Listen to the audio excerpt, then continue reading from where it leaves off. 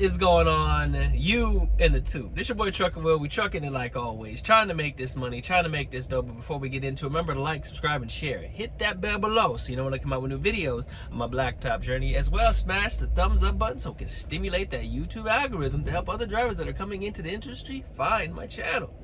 So in this video, guys, we are going to talk about my transition from Prime Inc. to a company out of Chicagoland called Forsage Logistics, where they ran Kenworth, Volvos, and Freightliners, to a company that I'm currently at now. But we're going to talk about that transition and what happened. We're going to talk about it next. I'm trucking.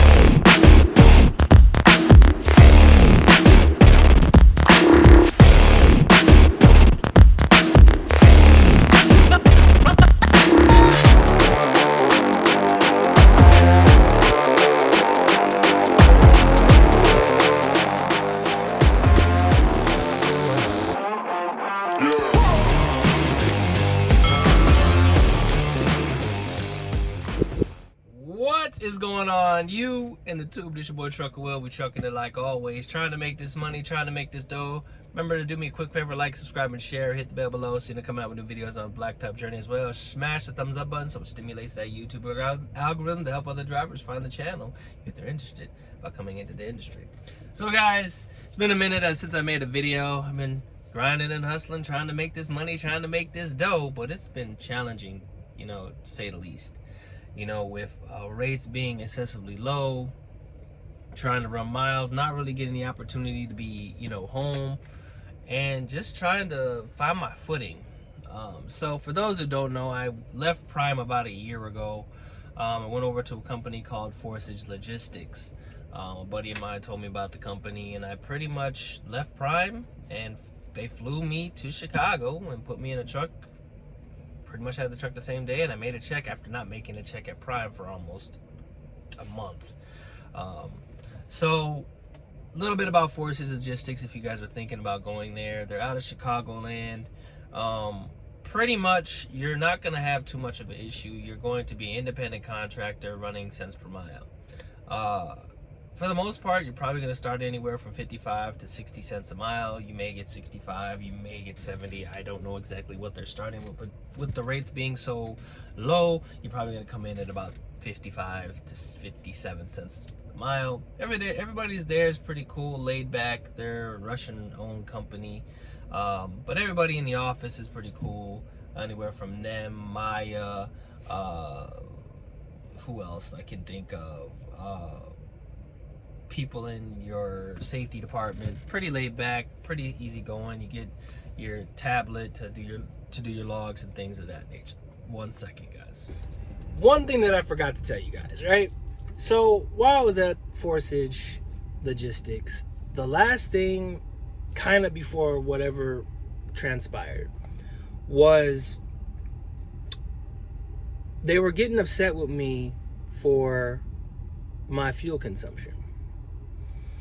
And what didn't make sense to me is, you want me to run miles, I need to run miles, you want me to get the loads there, but then you tell me the loads don't matter, but you're upset with me for my fuel mileage. You have no APU, whether you have an EPU, but it doesn't necessarily work. It's cold, you don't want me to idle the truck, you just get a blanket. And when it's hot, your AC doesn't necessarily, you don't want me to idle the truck. And the EPU doesn't necessarily keep the truck cool in the summer and hot in the winter. So they started getting upset with me about my fuel consumption. And they didn't care where I fueled, but then all of a sudden they started caring where I fueled. And I'm running, 45, 48, 100 miles a week just to get over a $2,000 paycheck. They didn't like that. They started bitching and moaning about my fuel consumption, and I wasn't getting any speeding tickets, wasn't having any accidents or anything like that.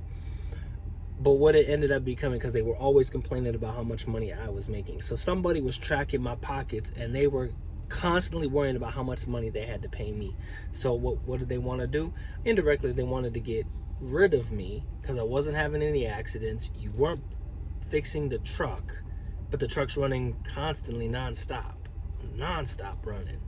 Tires, you have an older trailer, you're running in and you're running back and forth. You're gonna spend a lot of fuel and you're gonna have wear and tear on the truck.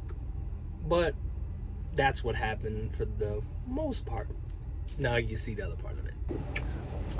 Alright guys, so as I was talking about, at Forces Logistics out of Chicago, Illinois, and I'll pull a picture up here, something for you.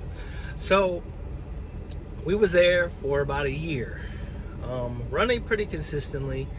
The only downfall, the only problem that would arise is when you're running 4,200 miles, 5,000 miles a week. You can do it if you have a truck that's doing like 76 and you're running back and forth and you're staying primarily on the West Coast, and you have your logs that are they can manipulate them, put it that way, manipulate them.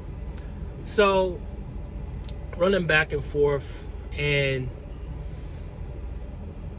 a long time ago, me and a buddy of mine, we had a conversation about this. And the conversation was as follows: is it only benefits you if you can make more money? And across the board, ELDs and the electronic logs, I understand that they're a necessary evil. I understand it. It's supposed to save lives. But here's the thing: if you're not making any more money, it's not worth it. So I was running my ass off for a year. Now, mind you, I don't go home very often, but I wasn't making crazy money. $1,800, $2,000. Every now and again, more often than not, I would have a $2,400 or $2,500 paycheck. Now that's great money for most people. It's great money, and it was great money for me. I was making 65 cents a mile, and I had a Kenworth T680. But here's the problem: is you're an independent contractor running cents per mile. They don't care where you fuel. But here's the problem: every time there was a problem, every time there was an issue, like one time I was driving out of Arizona, out of California, and I blew a recap. So call in to get a roadside call because I blew a recap and I was coming up on the scales. So I was like, let me stop and get this recap taken care of. I was tired of taking care of. And after they did that, they proceeded to try to charge me for the tire. And I'm like, I'm a company driver. You can't charge me for a tire when I'm a company driver. So I was always having to argue and plead my case with my tires. And it always was something, whether if it was a repair or it was something, they were always trying to back charge me. If it was a roadside call, back charge me. If it was a brokenness, back charge me. The only time they wouldn't charge me if it was like a PM or something. And I couldn't do it on the road. I had to bring that truck up to Chicago to get service. Now, business-wise, when you ask questions, you get correct answers. So I'd ask questions, and in those questions I'd find out that the labor rate up in Chicago was vastly different than the labor rate outside on the highway.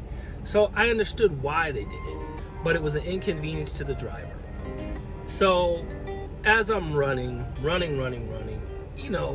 remember one specific time I was in North Dakota. It was the middle of winter and it got down to -20. So I get out early to do my pre-trip, and I noticed that it got so cold that my electrical line, my pigtail, cracked. So it was frayed. I took pictures, I sent them in, and I had to get it replaced. They wanted to charge me for that airline, or that electrical line. Mind you, company driver. So it was always a case where they were trying to take money from me. Every chance they got, they were trying to back charge me. And the straw that broke the camel's back, right? The straw that broke the camel's back is that I was in Arizona, coming out of Colorado, going up to Salt Lake City, and get out, do my pre-trip. I was on the back roads, going through the back way. And prior to that, I told them last time I was in Chicago, you need to take this tire mount that they put on the back of the tractor. The airline is rubbing up against it. I told him, I said, yo, you need to take this off because it's going to keep rubbing and eventually it's going to rub a hole in the electrical line. Oh, no problem. We don't have to worry about it. Don't worry. Okay. So wake up. Sure enough, it's finally rubbed a hole in the line. So luckily I had an airline on me, or an electrical line on me, and this is during break week. So I get pulled in first thing in the morning. Get pulled in, and they crawl up my tailpipe. I mean, they crawl all the way up. The water on their knee was quenching my thirst. That's how far they crawled up my tailpipe. And mind you, I just had the truck in Chicago to get looked at. Well, they gave me the top inspection, and the trailer failed, and the electrical line failed. And I was like, well, sir, I have the electrical line. I was actually on my way to the Love's to get it fixed. I have it right there. I just didn't have the right socket that the right wrench to be able to take it off. I said, just don't put me out of service. I'm going to the Love's to get it fixed right now. This is where I'm going. It just happens that the Love's is on the other side of the scale house. He's like, sorry, I can't do that. I got to put you out of service. And I said, sir, if you put me out of service, they're going to give me a hot way to go.